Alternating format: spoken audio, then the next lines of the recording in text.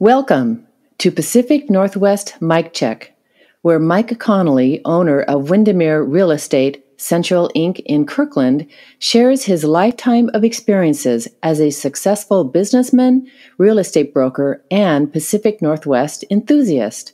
Throughout this podcast, Mike will be interviewing passionate experts in the industry who will give you a new perspective on the world of real estate, business, and life. Hey, happy June, everybody. Super excited to get into summer, and we're starting our summer podcast with a visit with the Stewart Chambers team out of our office.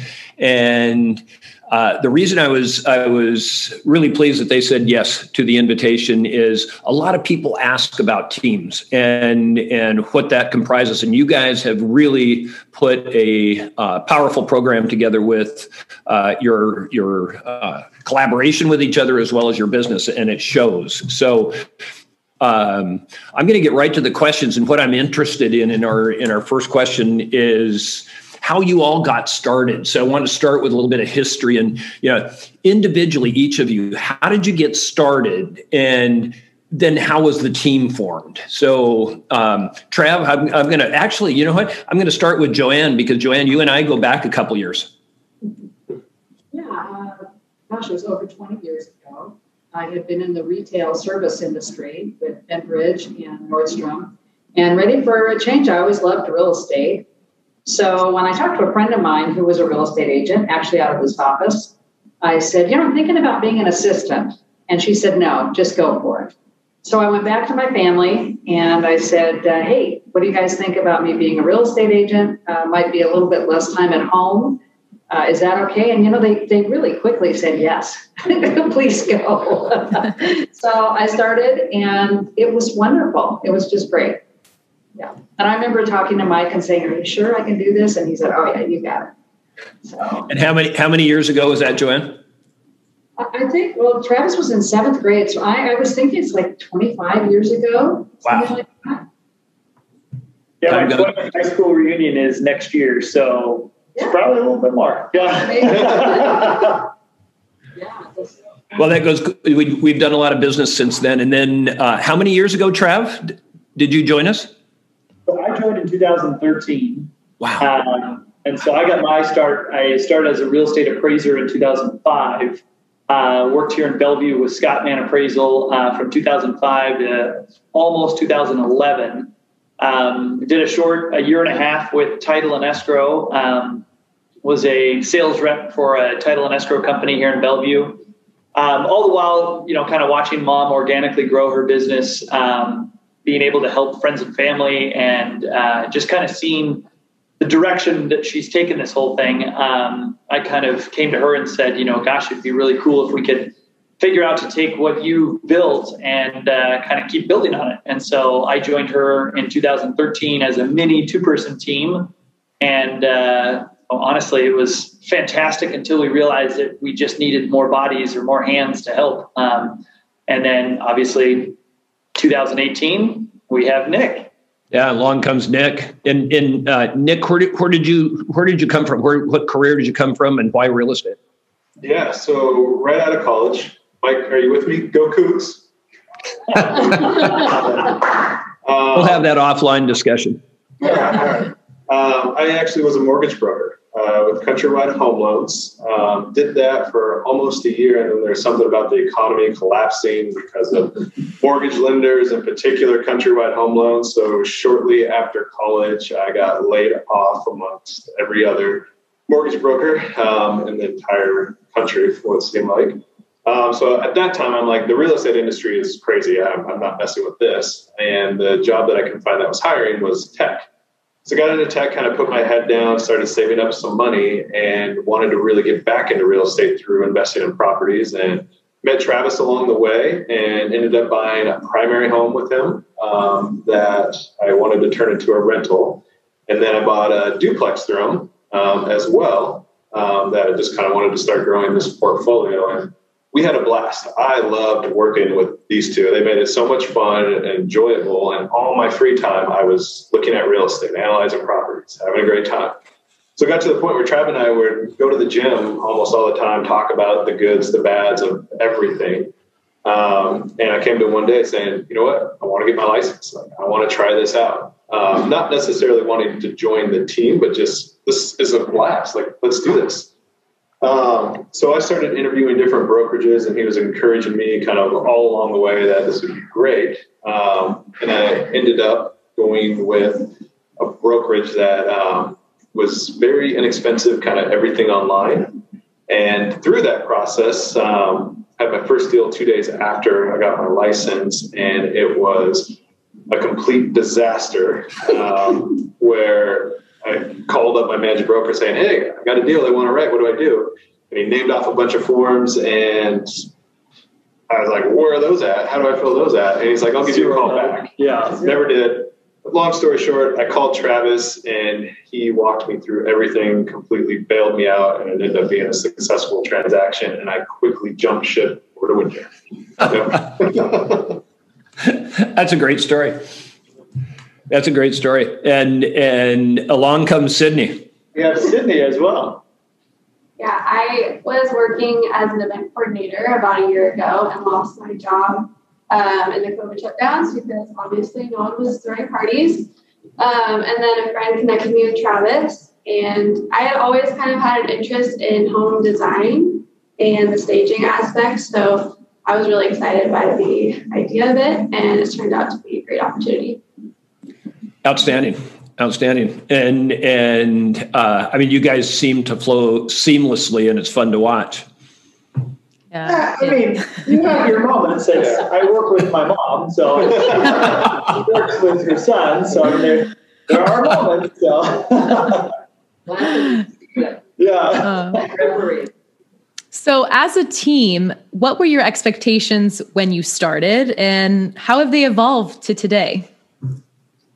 Yeah, I guess my initial start was to try to take what Mom was doing and build on it and kind of add to it. I kind of felt like she had a fantastic business model. A lot of it was straight out of the book Go Giver. She has just always implemented those just ways of living. She constantly gives back to her community. She's always going above and beyond. People love working with her.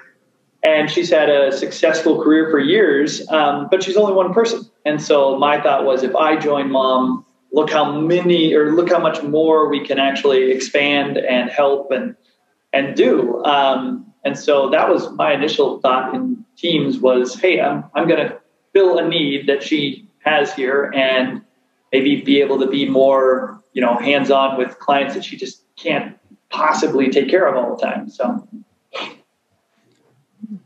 I would say Nick would probably, because I joined you because you were the single agent, and then Nick joined us. So once I came over to Windermere, we kind of, Trav and I and Joanne started talking, and I basically came to him and said, I will completely work for free. Just teach me how to do this, teach me how to do it the right way. I'd love to learn from you guys because you've built an amazing business and have this great clientele. How do I make this work? And so we ended up getting into, when I learned more about their business, it was incredible what they're doing, but they were flying by the seat of their pants. It was go, go, go, go, go. Like, got to call here, I'm going to run there, got to do this, got to do there. Where I would say it was kind of lacking like process and kind of operations and the standard flow, but it worked. I mean, they did great. And so that's where my background in tech really kind of kicked in, where we started developing a process and kind of a workflow for clients and our team that worked really well.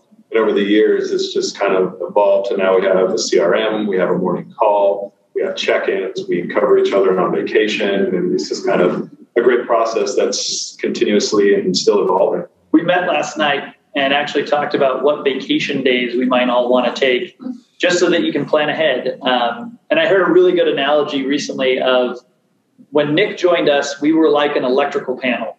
And when you open the electrical panel, it looks very clean and the switches are there and you thought, oh, this is great. And then if you take the 4 screws off and actually remove the cover plate, we had wires going everywhere and no one would ever see that unless you removed that. And so when Nick removed it and went, oh my gosh, this is how you guys are running your business. Sounds like a really, really bad home inspection. Yeah. And I will say it was hard for me. And Travis and Nick both know. They come to me with an idea, and hey, this has been my baby for 20 some years. And I'd have to process it. I couldn't just quickly say, yeah, I'm in. But the more and more I let go of control and really saw these guys are coming from a whole different perspective, and that's how it works. And once I began to kind of let go, and we just started to gel together. Yeah. And it's been fun to watch you grow, and you've hit on it a little bit. But how do you stay focused and organized as a team? Your team continues to grow. Sydney comes along, taking some of the heat off of you three with regard to some of the daily things you're doing.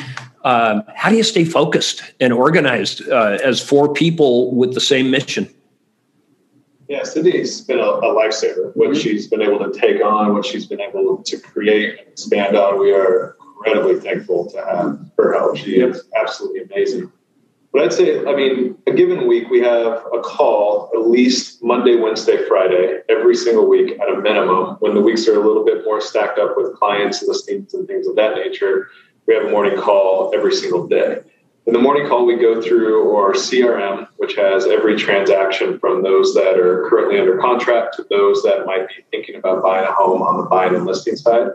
And we have a set of tasks, and we kind of just look through the tasks, look what's coming up, see what everybody's availability looks like, what they're doing, and divide and conquer.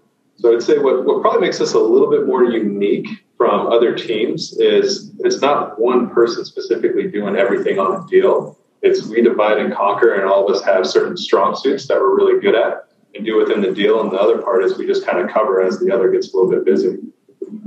The roles and responsibilities, we're still working this out almost weekly. But our dream is to get to a position to where when we have a transaction, Sydney knows that she wants to do, Joanne knows what she wants to do, Nick knows what he wants to do, and I know what I want to do.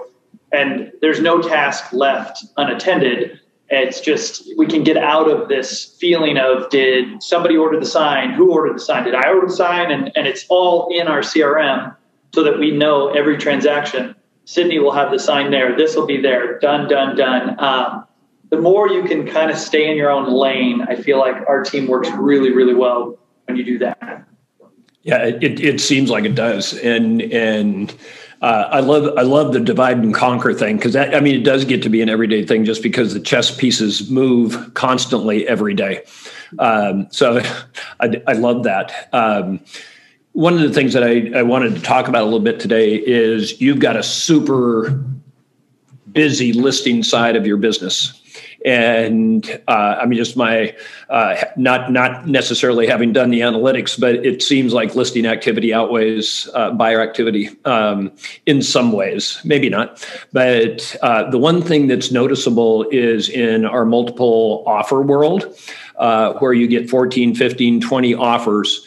You make a point after the seller has chosen the offer that they want through your counsel. You make a point to call back every single one of the folks that didn't win the day. And that's a huge time-consuming task. In a world where you could just text, hey, thanks a lot, you didn't win. Why do you do that? I can kind of run with that one. So a lot of it just has to do with humanizing this process. You've got to think outside the box of, broker A brings you a contract. And if you think about it, and I've got 12 brokers out there and it's A, B, C, D, all the way down, they represent a family or a person or somebody. They represent a buyer that is dying for this home, and they're putting everything they can into an offer to hopefully make it worthwhile for our seller to consider.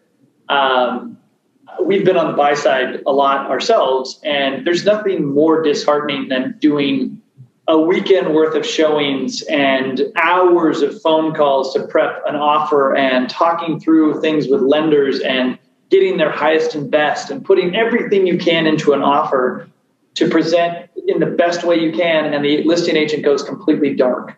And you're wondering, did I do what they wanted? Is there other offers? can you tell me a little bit about what the seller is super excited about? And we always kind of go about that on the buy side is you call the listing agent and say, hey, and it's a Windermere line, but if you could wave a magic wand and you can have whatever you want in an offer, like what is the seller looking for? Is it a rent back? Is it highest price? Is it, what are we doing? And a lot of times you'll get a vibe from a listing agent at that moment, because if the listing agent says, do your best, then you kind of know, gosh, I'm not probably even going to get a call back. But if you get an agent that says, hey, here's what we're looking for, the hope is that when you present, you can have at least that little shred of conversation that says, hey, got your offer. I don't have any questions. This looks great. On our flip side, we really stand by the side of, do good to others and it will come back to you. And so I feel like it's super important to make those calls. And like on the last listing that we just went and had, I think, 12 offers, I was distracted that morning with another situation. And so I'm dealing with writing an offer and we've got calls coming in. And so I had Nick as a teammate and I was like, hey, I'm sorry to throw you into this. You and Sydney. So Sydney and Nick work on building a spreadsheet for the client and going through all the offers. I threw him into, can you make the calls? Because I'm stuck here. And so he did what I've done and you make those calls. And we call them like a courtesy call. And it's amazing. You get brokers that thank you at the end of it saying like, I so appreciate the fact that you called. They didn't, let's say, make it to the finish line and they weren't the offer chosen. But almost every time we get a thank you, because so often they write an offer, they wait, and at 8:59 p.m. they get an email that says, sorry, your buyer didn't get it.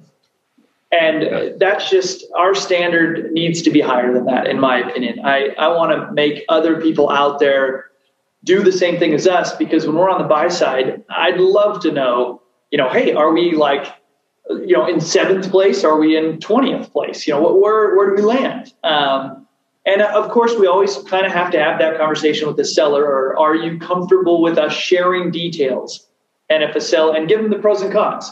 And if the seller says, I'm uncomfortable with sharing details, well, we're still going to call every broker that wrote us an offer because they put forth the effort to write the offer. So it's our due diligence to go back to them and say, hey, thank you so much for the offer. Here's how I read it. Am I reading this correctly? And if they're, poking at us going, where do we stand? What do we need to do? And I say, I'm so sorry. The seller has made it abundantly clear. We can't talk about the details of the things that we have in hand. But I can tell you we have multiple offers. There is a very strong offering on, everybody here. And we will get back to you at this time or around this time. Yeah, so that's, in my opinion, I love that standard. In my opinion, that is going to pay dividends way down the road in terms of how. I mean, we've had deals where, whether it be Joanne or Nick writing a deal on a house from an agent, and all of us are kind of going, gosh, that agent seems so familiar. What is this? And then we go back in time, and they're the ones usually that go, hey, Nick, thank you so much for your offer. I want to let you know, here's what we've got. And you're going, gosh, they're being really sweet. And they're like, you were so awesome to us on that deal. We didn't get it, but we really want to work with you guys. And I think it kind of exemplifies what Windermere standards are, which are just trying to stay, a step above and make sure that people understand that we're not just out here to turn and burn. It's quality over quantity. And that's what we hope to kind of aspire for. Yeah, that's a great summary. That's a great summary. And people will remember you for a long time for that. Yeah, awesome. Yeah, that's amazing. So if someone was thinking, our listeners, of starting a team or joining a team, what are some of your suggestions or encouragements, the upsides, the downsides? What advice would you give our listeners? Yeah. I was just going to say, kind of looking at everybody's strong points and making sure that you're all not kind of leaning in one way. It really worked out this way for us, that we all kind of have different strong points. But I think, and I don't know if I'm just because of my age, I feel like the discrepancy in age is a good thing, because my clients are doing certain things as far as selling their homes to maybe downsize. These guys have friends that are buying their first home or or a second home, whatever. So it just really, I think that's a really important part. That's just a thought of mine. Yeah, I completely agree. I think the other big thing that I've started to realize kind of early on is trust is everything with a partnership. In a lot of ways, it's kind of like a marriage. You got to trust that you're going to get through everything. Yeah. There's good times, there's bad times, there's stressful times, there's times you want to celebrate. And being an agent by yourself can be extremely isolating, when a lot of agents' mentality is they kind of look at you like competition a little bit. And so when you're kind of going through these things, it's nice to bump stuff off of each other, kind of talk it through and all that good stuff to try and figure out, what is the best path forward. And so whenever I get a call personally and someone who's thinking about becoming a broker, thinking about getting their license or whatever, my advice to them is to find somebody that's been in the business for a long time, partner with them, work for free. I mean, they probably won't let you if they're a good agent, but just learn from them. Because as soon as you get your license, or if you've been doing this for a while, like, one, if you don't have your license, you have no idea what you're doing after you get it. And two, if you've been doing this for a while, like, it's great to kind of open up your mind and see how others are doing it as well. And the only thing I would add on that, and I mean, all of this is right, is figure out what your teammates are motivated by. If they're motivated by strictly money, then you know that. And so as you get into a team and you're thinking, okay, this person is only motivated by the money that they're going to make, then you kind of got to figure that part out. And that could be really challenging. In our team, it's kind of more unique. I would say, obviously mom and I, mother, son, you have that relationship where both of us care so much about the other person that sometimes it can get in the way, because we will try to take things off each other's plate to try to relieve the other person, because we have a familial, relationship where I want to make sure she's, not working too much or this and that. And so that's been great. But then you throw Nick into the mix, and Nick and I, have a lot of similarities, but are very opposite in a lot of ways too. So the way that, like, I'm quick to move, he's a little bit more analytical. So he's got to kind of get through, the steps of, well, is that a good idea? And so on. And I'm the one that's like, yeah, let's go, let's have fun. And so it's been very interesting as a team. I think the motivation to hire somebody different from you would be awesome. I worry that if Nick and I were identical and we both wanted to be, whatever it is, you're going to probably have a little bit of a rub. The neat thing is then once we added Sydney kind of fixed like all of the holes in our business to where, the three of us were looking at it like, gosh, how are we going to have time? What's that going to look like? How do we do this? And so she has this creative outside perspective, which hasn't come from real estate. And so she's kind of coming from the outside world where we've been so inundated with the real estate perspective. It's been wonderful. So now you've got 4 different points of view on one topic. And it could be as simple as, paint colors, carpeting, whether we should redo landscaping or a decision to do a listing or not. So that's been a really cool thing. But like Mom said, letting go of control is tough. And that's the biggest thing. So I think one thing that is incredibly obvious is you all don't necessarily tie yourself to the results. You do the right thing all the way along the way, and successes happen with that. So, I applaud you guys almost every day, just the work that you do. Sydney, I'm going to put you on the spot just for a minute. So I'm going to pause for 2 seconds and let you think about this. But what I'm really interested in, you've been part of the team for 6-8 months, right? And what's different from when you first started and now that you're in it, now you're filling those voids that Travis just explained. What was it like just stepping into this team and with the responsibility that was given to you, and what's different now? When I started, I didn't know anything. And I started as just an assistant to Travis. So I was kind of just doing email and tasks here and there. But I feel like as time went on and I got to know the team a little bit better and the processes for things and just how they do things every day, I feel like I saw where there were needs and where I could potentially fit myself in with my strengths. Does that answer your question? No, it does. I mean, it's an evolution always, right? And a good team is always evolving. Whether it's the whole office team or yours.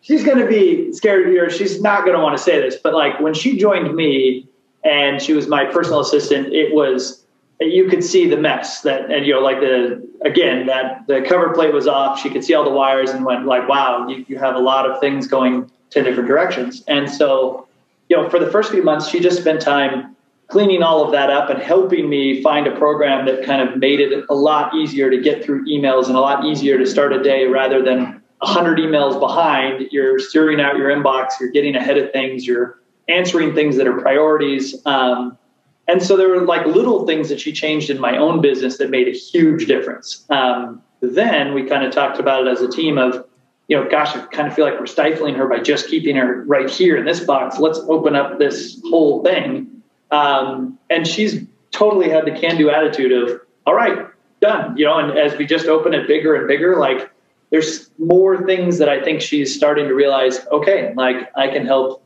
streamline this and I can help streamline that. And I'm learning, and whatever direction she decides to go, my hope is that by working with us, she'll have a clear, open idea of, okay, this is what Stewart Chambers real estate looks like. And here's the things I love about it. Here's some things I could change about it. And here's how I could really add what my creativity is to this team. And we can kind of grow together. So, yeah. And the strong message there, in my opinion, is delegate to somebody that does those kind of things well, and go back to a very familiar Windermere mantra of hire good people, pay them well, train them well, and get out of their way. And you all have done a yeoman's job with that. After all these years, Joanne, you 25, Travis, Nick, Sydney just joined. After all these years, tons of great stories, I'm sure. What's the best story from the last few years? What's the story that goes, that was absolutely chapter 3 in my book for sure. So we struggle with this because we have a lot of we have funny ones to where you're like, oh my gosh, I can't believe this happened. Don't share that. Yeah. We also have those ones where I think we really, and the funny part is like they were the hardest ones, but they were the ones that brought us like closer. The one that I would love for you to share was the deck. Like, yeah. So this one made the Windermere headlines, made Windermere commercial and all that. But Trav got a listing, was a good friend of his, and we went in the house and Joanne kind of did her thing, and it was beautifully staged and all of that, and the home looked amazing.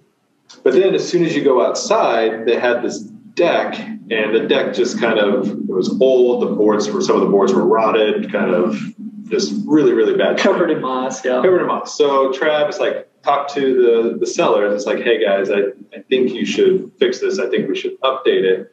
I think it'd make a huge impact. Well, first I had said you should clean it. Yeah. And I said, just be super careful, let's clean it. And so we got back there after a pressure washing again. Half the deck's gone. Yeah. It's just blown off. Oh, no. Yep. So Trav, he goes, hey, I'm going to go to Home Depot. You go to the house. Just tell me how many boards I need, and we'll go from there. So I get to the house, and I'm looking down I think we need 12 boards or something like that. That should be fine. We'll get some deck stain, put it over the top, and we're good to go. So he's like, great. I'm like, I'm just going to start ripping them up, and I'll see you in a bit. I start ripping them up, and I pulled off the whole deck. And I had given this whole day, maybe an hour for us to fix the deck. Yeah. And I quickly realized this is a lot more than an hour. But the deck was shot. It was in such bad shape. And the person at the time, had a very tight budget. Wasn't going to pay a contractor to do it or anything like that. So I'm like, oh, we can do it. Yep. So Trav shows up, walks around the corner, and it's just mouth wide open, eyes are he's like, what did you do? It was bad. We can't cover this up. We have to fix it. He's like, again, communication is key. So maybe 3 months into a partnership. Yeah. I'm like, okay, so start putting on all the boards, a couple more trips to Home Depot, and we got it together. It looked beautiful. I think we spent the entire day. We moved everything to the next day. We finished the deck. The stain went on. It looked perfect. It was like a brand new, perfect deck. So we sold it. Yeah. Literally, we took it off the market for, I think, a week. Yeah. We redid the deck, redid the photos, and it sold immediately. And that was the final note was everybody brought, man, that deck is so, just shot. And so with the new deck, we were done. And the client was like over the moon because he was like, who was your contractor? How did you do this? And we're like, we did it. I was really hoping you'd choose that story because that went on to make a Windermere commercial, TV commercial, which was awesome.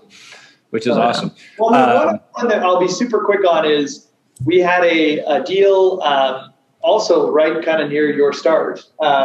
Maybe it was a year into it, where we competed, and we had to compete with this homeowner. I think there were like 7 other listing brokers that came through. And, one of the things that we try our best to do is when we sit down with a homeowner is just kind of be upfront and honest and just say, hey, here's what we do, and here's what we try to bring as value, and here's our suggestions. But we're going to kind of like hold things back a little bit before we find out if we're going to align well as a team. And the interview kind of goes both ways because for our side, I'm like, okay, we want to make sure that we're going to be a good fit for you. And if we're not, then there's probably somebody else that'll be a better fit. And so with this particular homeowner, there was pain. You could tell that they were going through something financially that was super troubling. His wife had slipped and fell at the house. And so she is, moved to a retirement home. There were massive expenses. The home is their main investment. All of his, the proceeds from the home sale would pay for their entire rest of their life. And so they made it very clear. The daughter was there during the interview process. And so the other brokers, which I get, had all kind of came up with their own plan. And so I had pitched a plan that said, hey, what we're looking at is if you're able to invest a little bit of money into your home to fix things up, to clean things up, to get it more presentable, we feel, based on the market, that you would see a drastic return on your investment. For, let's say, $10,000, you might be looking at $50,000 of gain. Is that something that's intriguing to you? And so for the seller, he was very intrigued. The daughter was very nervous. And we walked them through what we would do. We walked them through who we would be able to refer to them and, help walk the project along. And so we did. We won the listing, and then we were faced with we've got to perform. It was the hardest listing I think we've ever had because we were very hands-on. We were very much a part of every single contractor that came in and out of the house. The poor seller, obviously had made the move to a retirement home. He wasn't super mobile. And so it was really on us to make sure that everything went smoothly. The neat thing was the initial estimates that he was receiving for his house was about $500 to $525 with a light clean and a sign out front. We told him that we could far exceed that number. And when we went to our offer review, we fully had the house absolutely beautiful, top to bottom, gorgeous. It took about a month to finish. We had 16 total offers. Wow. And it escalated from our initial asking price of $550, which $550 was $50,000 or about $25 to $50,000 over the average estimates that he was receiving from other brokerages. Plus, it included the cost it took to remodel. So if we sold it at asking at $550, he would be in the same exact position as he would if he would have just done a sign up front and done. We ended up getting 16 offers, and it went up over $650,000. Wow. And the seller, it made everything. So for him, it changed his entire trajectory of retirement and allowed him to pay off all of the debts that he had gotten himself into. And it was such a huge team moment for us to go, wow, we actually helped facilitate this and gave this, family the freedom, the financial freedom. and the kids as well, to not have to think about taking care of mom and dad. And it was really cool. That's an awesome story.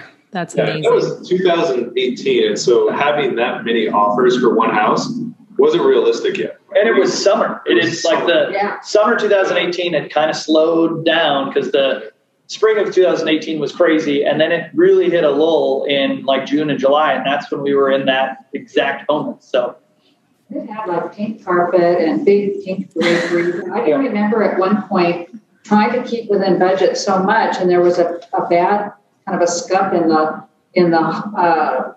laminate wood. Yeah. And Travis and Nick were like, I think we could maybe, if there's a piece from the closet and we could da-da-da. And I'm like, oh, no, that's not going to work. But no, it worked and it was great. So it was super cool. Yeah. Awesome story. And your standards are so high. And again, it's not tying yourself to the results, but definitely thinking outside the box. And that is what's exciting about being around you all is just hearing those results. So, well, thank you for that. Those are two great stories. Thank you. And Sophia, it's time for our signature questions. Yes. So that takes us to our signature questions, and I'll start you guys off. Each of you can take a turn answering. What does the Pacific Northwest mean to you? You want to leave? I tell you, I've been all over the country, and there's nothing like this to me, where you can be an hour and a half and you're in great weather over the mountains. You've got the sound, the Pacific Ocean, lakes. It's just the whole package. I just love the Pacific Northwest. And I've never lived anywhere else really for any big length of time. But you have been around. Yeah. To me, it's, I've lived here my whole life as well. So it's where I was born, where I got married, where I went to school. It's all those memories into one, and adventure and home. Yeah. For me, I've traveled extensively in the States and outside the States. And the Northwest to me is kind of like when you finally move out of your parents' home and you're tired and you're exhausted and you just need to relax. And like, hey, if I go home, I know there's like a warm cooked meal and mom's going to do my laundry. That's kind of what the Northwest is to me. It's that comfort feeling of community, things you can do, beauty, rest, excitement, all the above. Yeah, I think Pacific Northwest is just options for me. I love to snow ski. I love to water ski. I love to go outside. There's just so many options within a short drive. And it's totally different. Like Mom had said, when you go over the mountains, it's totally different than it is on the west side versus the east side. And that's only an hour and a half away. So I love that. People are active here, and you see, communities, and every community is different. But I love that everything's kind of drawn back in between the mountains and the lakes, and you've got the Puget Sound, and it's just a great spot. And I will say all four of you use those resources extensively. So you walk your talk. Okay, so last question. This is probably the toughest question of all. If you could only listen to one song for the entire rest of your life, what would that song be? Yeah, it sounds like torture. Yeah. For me, it was so simple, and it was Electric Light Orchestra, Mr. Blue Sky. Wow, no kidding. I love that song. All right, that's a good one. I love that. So Sydney, what about you? Sorry. Yeah, go for it, Sid. For me, it's Forever and For Always, Shania Twain. Oh, it's a good one. Honestly, Nick played the WSU fight song the other day, and I think I could listen to that over and over. You're a sick man, Travis. Sick man. Let's start now. Yeah, I know the rivalry you two have. But no, Ooh La La by Faces. It's an older song, but it's awesome. And it just talks about, I wish I knew what I know now when I was younger. And it's just a good message. Yeah, that's a good one. And I'm almost reticent to going to Nick at this point in time. But Nick, what song would that be? And I know Bow Down to Washington is probably not in the top three. I didn't even know that was a song. I struggle with this question. it's like narrowing in on an amazing playlist. But if I had to choose one, I'd probably do Notorious B.I.G. Big Papa. Truth be told, I bet he doesn't listen to music when he drives around. It's all podcasts or I would bet big money you're absolutely spot on. The disappointing thing, it's several different genres, right? But there was no Toby Keith in any one of those. So a little disappointing there. I can't thank you guys enough. You've given a lot to our listeners to absorb with regard to your team, let alone teamwork in general. So proud that you're part of Windermere Central in Kirkland. And thanks a million for your time today. Thank you. Thanks for the opportunity. Well, that was so amazing to hear from such a successful team within the office. They really gave us a lot of great advice, and they're just such fun people to talk to. So that was awesome. Yeah, and I'm sure that's why their clientele sticks so close to them. They're fun to be around, but incredibly knowledgeable. Yes. Well, that takes us to our next segment, which is Mike Check. So Mike Check is a piece of advice from Mike. Mike, what do you have for our listeners for the month of June? Yeah, so for the month of June, I'm trying to follow my own advice, but we're stepping out of the confines of COVID, and to me, there's a lot of opportunity there, both personally and in business, to reconnect with people and really stay on focus each and every day of thinking, who can I reach out today and serve? That's how we go about business here at Windermere Real Estate, but it's really, as many people are experiencing, the handcuffs are starting to come off, and reaching out to your friends, to your family and colleagues, your network, huge important right now. Yeah, that is. Well, I will take that advice today, and I will reach out to somebody. So outstanding. Thank you. Write them a note card, Sophia. Yes. Okay, cool. So our next segment is called Open Mic. And this is a really fun segment because listeners actually send in questions. So if you are listening and have a question for Mike, you can send it on any of our various social media channels or send us an email, and Mike will answer your question on the next podcast. So one of the questions we got for today is, it says, it seems that real estate really in the entire country is going through something crazy. What would you recommend buyers do? Should they wait? Should sellers sell? Any advice would be appreciated.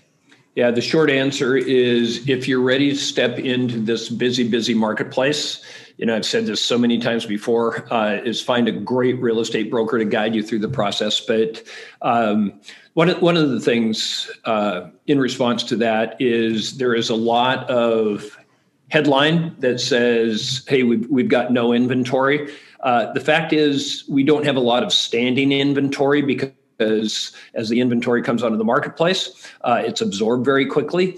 But the point and the suggestion, encouragement is stay in the marketplace. We are going to keep appreciating over the foreseeable future of time. So you kind of lose position if you step out of the marketplace, and interest rates are so incredibly low. But get in, be ready to participate, and take advantage of this marketplace. There is inventory out there. You just need a good broker to put it in front of you, and so you see it first. Yeah, I know it can be very overwhelming. So that's great advice. Having someone, you're not by yourself. You're not alone in this. There's somebody. Otherwise, it does look a little daunting. Yeah, definitely. Okay, our second question is, do you have a favorite quote? Do I have a favorite quote? Boy, you put me on the spot on that one.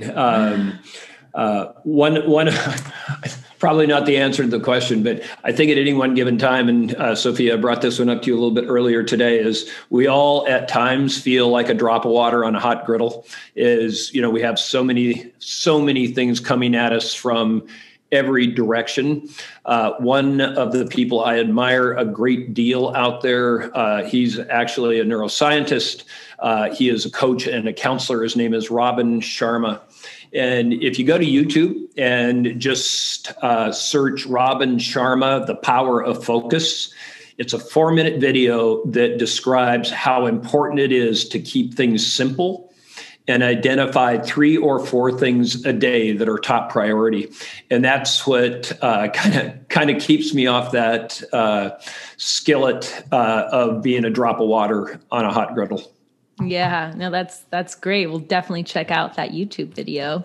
Well, that is our entire podcast, episode number 10. I want to thank you, Mike, and the Stewart Chambers team for being a part of this podcast today. It was a lot of fun chatting with everyone. It was a lot of fun. Yeah, it was. It was a lot of fun, and they did a great job. And Sophia, you did a great job as always. Thank you. Thank you. Thank you. And for our listeners, you can tune in to Pacific Northwest Mike Check every first Wednesday of the month. You can watch us on YouTube or listen on Apple and Spotify. And Mike, who is our next guest that our listeners can look forward to? Is Mr. John Fiala out of our office. John is a 11, 12-year veteran in our office, started as a brand new broker, and brings a great story of success in terms of what he has done. So looking forward to that. Yeah, I can't wait to learn more about him and his journey. I know it's an interesting one. Very much. Awesome. Well, thank you so much again. And thank you to all our listeners. Yeah, thanks for listening in. Thank you for listening to Pacific Northwest Mike Check. Tune in every first Wednesday of the month to learn something new about real estate, business, and life.